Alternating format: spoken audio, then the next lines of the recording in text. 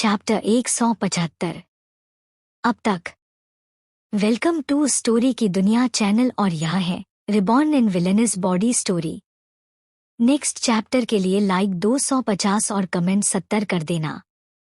SK द शांत CM.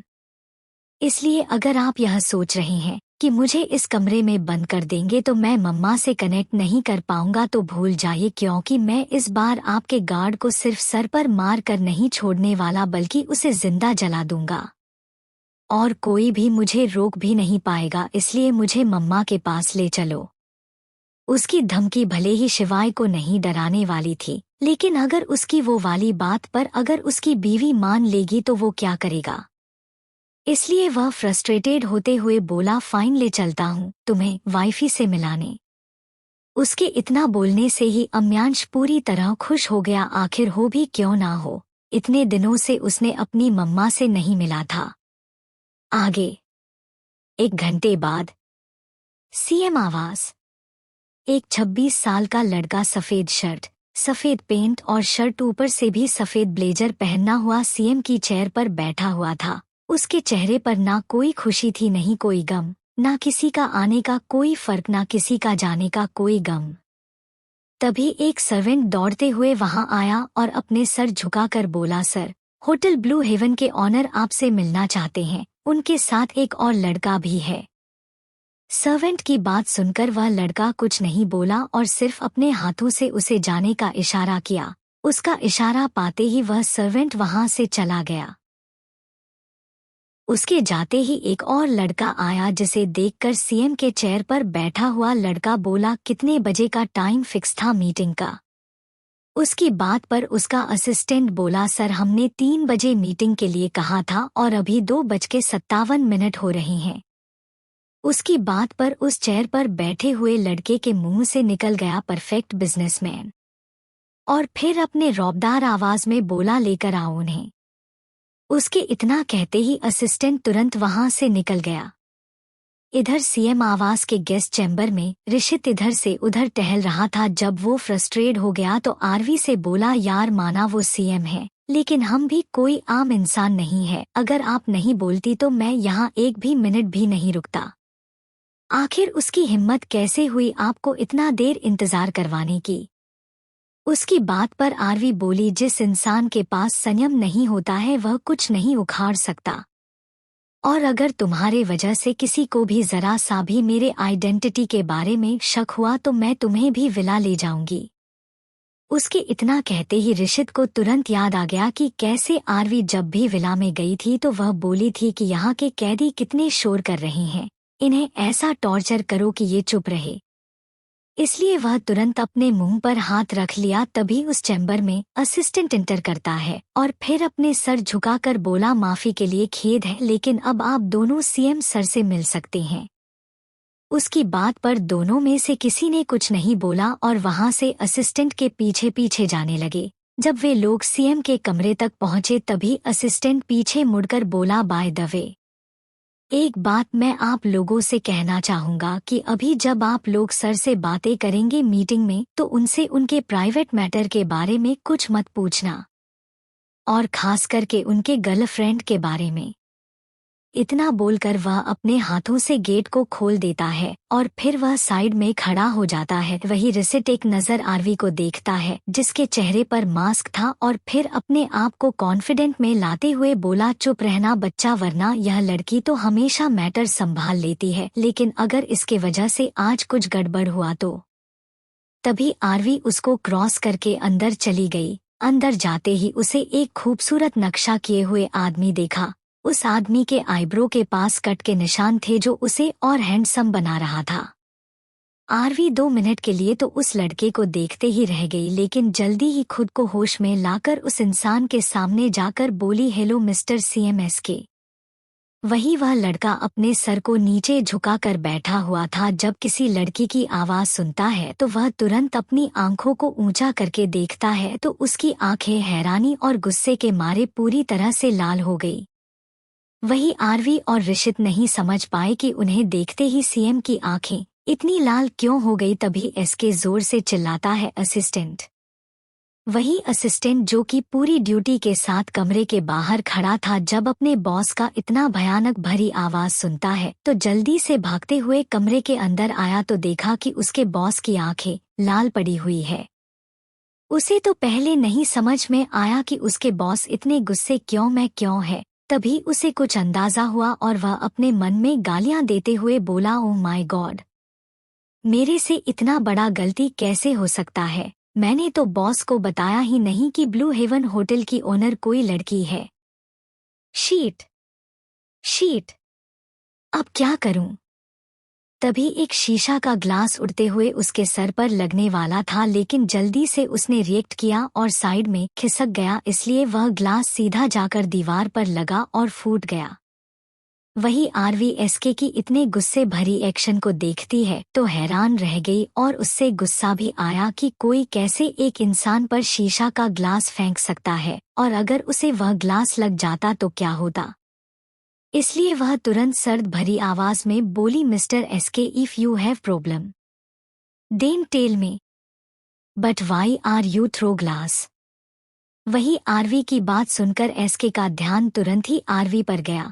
वहीं असिस्टेंट मन ही मन अपना माथा पकड़कर बोला, कैसे लोग से पाला पड़ गया है। अभी अभी मैं इस ग्लास से बचा हूँ, क्या जरूरत थी इन मैडम को सर के बातों के बीच में बोलने के लिए। पता नहीं अब सर गुस्से में क्या करेंगे मेरे साथ, लेकिन मैडम मेरे लिए ही तो फिक्रमंद थी।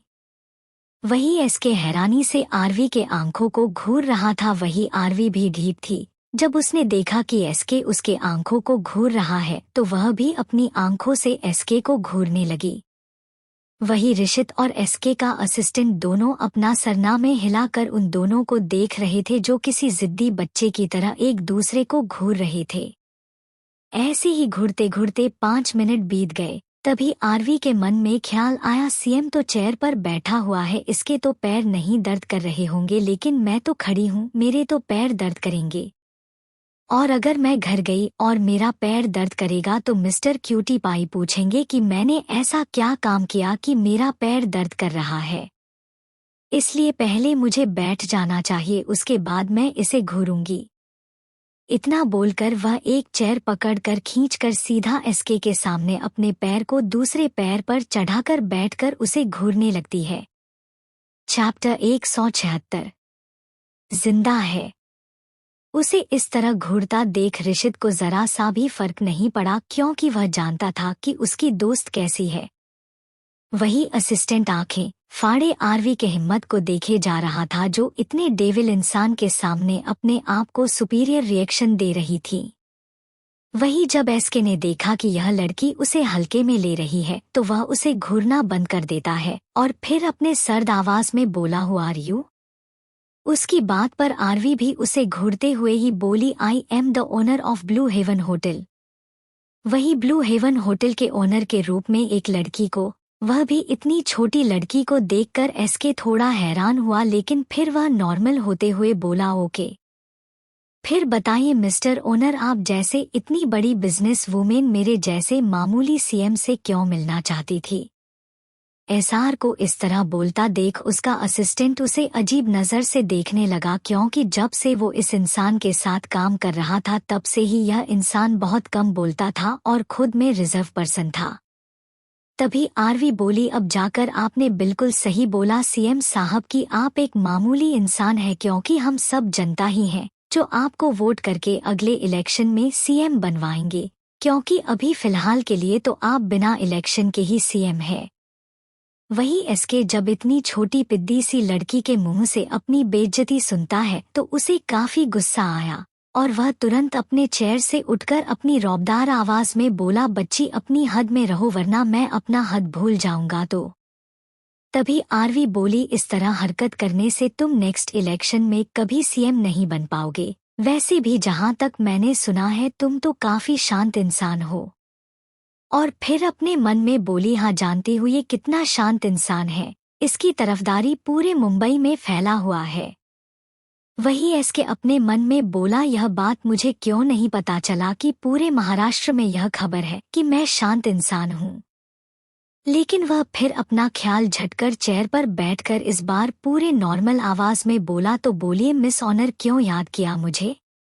उसकी बात पर आरवी भी मुस्कुराते हुए बोली, ऐसे ही बोलते हुए अच्छे लगते हो। वही आरवी की बात सुनकर एसके का चेहरा काला पड़ गया। तभी आरवी फिर से बोली, मिस्टर एसके, मैं सीधा मुद्दे की बात करती हूँ, क्या आप आरके के खिलाफ हो सकते हैं? वही आरके की बात सुनकर एसके के भी कान खड़े हो गए। तभी आरवी फिर से बोली, क्या आप कभी आरके की वाइफ से मिले हैं? मेरा मतलब है कि आप चीफ मिनिस्टर हो और आरके होम मिनिस्टर है, तो आप दोनों पॉलिटिक्स से बिलोंग करते हैं, तो पॉसिबल है कि आप किसी पार्टी में आरके की वाइफ से मिले हो। उसकी बात को सुनकर एसके बोला, मिस ओनर, मुझे ऐसा क्यों लग रहा है जैसे आप मुझसे कुछ और चाहती है? उसकी बात पर आरवी झूठी मुस्कान लाते हुए बोली, नहीं नहीं मिस्टर एसके, मैं आपसे कुछ और क्या चाहूंगी? मैं तो बस आपसे यह जानकारी चाहती हूँ कि क्या आप मिस्टर आरके की वाइफ को जानते हैं? तो एसके बोला, नहीं, मैं उसे कभी नहीं मिला, क्योंकि आरके कभी भी अपनी वाइफ से किसी भी इंसान से नहीं मिलवाता है और कहता था मेरी पत्नी कभी किसी के सामने नहीं आना चाहती है। तो आरवी बोली, इसमें आपका क्या ख्याल है? तो एसके बोला, वो मैं आपको क्यों बताऊं, वैसे भी मुझे आपसे क्या फायदा मिलने वाला है? उसकी बात पर ऋषित अपने मन में बोला, अब समझ में आया क्यों अनु ने बोला था कि एसके कैसे सीएम बना है। उसका सारा चिट्ठा कट्ठा चाहिए ताकि उसे एसके से जो चाहिए उसे वह मिल सके। तभी आरवी अपना हाथ आगे कर देती है तो ऋषित उसे एक पेपर थमा देता है, तो आरवी वह पेपर सीधा एसके के हाथ में दे देती है। वहीं एसके पहले तो इस लड़की को देखता है जो उसके सामने बिल्कुल भी नहीं डर रही थी, और फिर वह पेपर के पन्ने को पलटकर पढ़ने लगता है। वह जैसे ही एक दो पेज पढ़ता है उसकी आंखें बड़ी बड़ी हो गई और फिर वह सामने आरवी को ऐसे देखने लगता है जैसे अभी वह उसका कत्ल कर देगा। तभी आरवी बोली, आपको क्या लगता है आप किस तरह महाराष्ट्र के सीएम बने हैं? वह मुझे नहीं पता, मुझे सब पता है कि आपने कैसे कितने लोगों का मर्डर किया है। उसकी बात को सुनकर एसके लंबी सांस छोड़कर बोला, ठीक है, बोलो क्या चाहिए? तो आरवी चेयर से खड़ा होकर बोली, अब से आप और आरके जानी दुश्मन होंगे, जो कि आप पहले भी थे, लेकिन अब आप उस दुश्मनी को खत्म नहीं कर सकते। दूसरी बात, क्या आप बता सकते हैं कि आरके की वाइफ को किस किस ने देखा होगा पार्टी मेंबर्स में? तो एसके बोला, किसी ने भी नहीं। उसके इतना कहते हैं आरवी अपने मन में बोली, अब मुझे जो जानना था वह जान गई, जो कंफर्म करना था कंफर्म कर लिया, लेकिन जाते जाते इस इंसान को चिढ़ाते हुए जाऊंगी। और फिर बोली, वैसे मिस्टर एसके, आप इतने रुखे सूखे क्यों रहते हैं? और आप इतने जवान हैं, इतने खूबसूरत हैं, बेकार में ही इस जवानी को बर्बाद कर रहे हैं।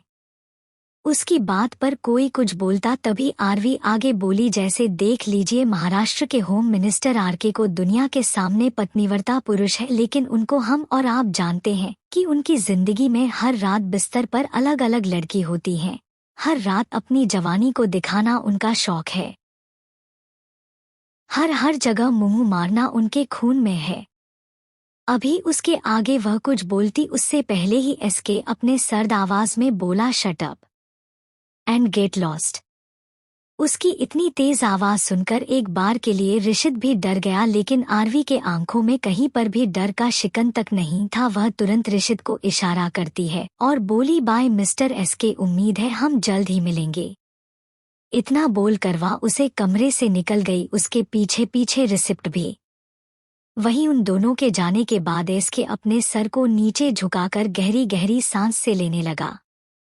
तभी उसका असिस्टेंट जल्दी से आगे बढ़कर उसे पानी थमाता है, लेकिन एसके पानी नहीं पीता है। वह चेयर पर बैठकर अपने सर को चेयर के हेडरेस्ट पर टिकाकर आंखें बंद कर करके कुछ सोचने लगता है। रायजादा मेंशन। विक्रांत जी अपने कमरे में बैठे हुए थे, वही उसके सामने उसका असिस्टेंट अनुज खड़ा था। तभी विक्रांत जी बोले, क्या पता चला उस लड़की के बारे में जिसने कल मेरी जान बचाई थी? उसका नाम क्या था? वह किस फैमिली से बिलोंग करती है? वह ये सारी बातें एक ही सांस में बोल देते हैं। तभी अनुज डरते डरते बोला, बॉस हमने पता लगवाया उस लड़की के बारे में कि वह कौन थी, कहाँ से आई थी, लेकिन हमें कहीं से भी उस लड़की के बारे में कोई भी इंफॉर्मेशन नहीं मिल पा रहा है और मैं ज्यादा अंदर तक घुस नहीं रहा हूँ क्योंकि इससे अंजलि मैडम को कल के बारे में मालूम चल जाएगा। उसकी बात सुनकर विक्रांत खुराना अपनी आंखों को गहरी करके बोले, क्या आरव ने मेरे सारे बेटों को बता दिया है कल के बारे में? तो अनुज बोला, बॉस आरव सर के अलावा सिर्फ एक बेटे को आपके अटैक के बारे में मालूम है और वह कल आपसे मिलना भी चाहते थे लेकिन वह नहीं आ पाए। उसकी बात पर विक्रांत जी सिर्फ में सर हिला देते हैं। तभी अनुज बोला, सर लेकिन एक बात मैं यह कहना चाहता हूँ कि यह लड़की कोई आम इंसान नहीं थी क्योंकि कल उसने जिस तरह से गोली चलाई और फाइट की वह कोई नॉर्मल लड़की तो कर ही नहीं सकती है और उस पर से उसने जिस तरह से आपका गोली निकाला है वह जरूर एक प्रोफेशनल डॉक्टर ही होगी। मैं तो उससे बहुत ज्यादा इम्प्रेस हो चुका हूँ। अनुज ये सब बातें फ्लो में बोले जा रहा था लेकिन उसने यह ध्यान नहीं दिया कि कमरे का टेम्परेचर धीरे धीरे ठंडा होने लगा था और जब वह अपनी बातों को खत्म करके सामने विक्रांत जी को देखता है तो पूरी तरह डर जाता है क्योंकि विक्रांत जी का चेहरा पूरा ठंडा पड़ चुका था और वह उसे ही घूर रहे थे जैसे अभी कच्चा चबा जाएंगे। तभी विक्रांत जी अपने कठोर आवाज में बोले, गेट लॉस्ट।